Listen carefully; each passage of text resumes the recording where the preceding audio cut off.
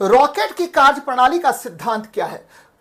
भैया आप बचपन से ही पढ़े हैं, रॉकेट है क्या? ये देखिए, जरा मेरी तरफ देखिएगा तो मजा आ जाएगा आपको। ये रॉकेट है भाई साहब, ये रॉकेट है ना। रॉकेट में क्या होता है? तो रॉकेट में जो ईंधन आप यूज करते हैं, ध्यान में रखिएगा, ईंधन जो यूज करते हैं, ईंधन, इसको बोलते हैं प्रोपेलेंट। ईंधन को क्या बोलेंगे? फ्यूल कहते हैं। और इसमें एक और भाग होता है बच्चे, इसमें एक और भाग होता है जिसको आप क्या कहते हैं? ऑक्सीकारक, है ना। ऑक्सीकारक कहते हैं, ऑक्सीकारक यानी ऑक्सीडाइजर कहते हैं, है ना। ऑक्सीकारक कहते हैं, ऑक्सीडाइजर कहते हैं, याद रखिएगा।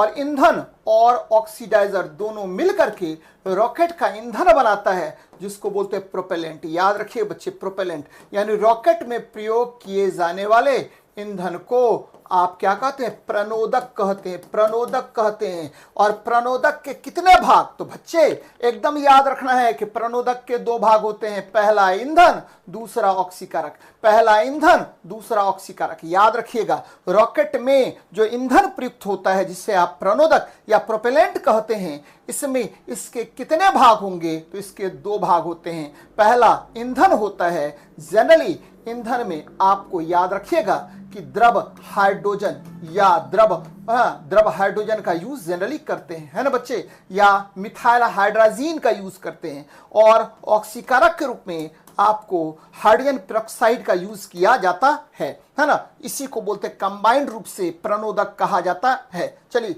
आगे भी बात करेंगे इसमें।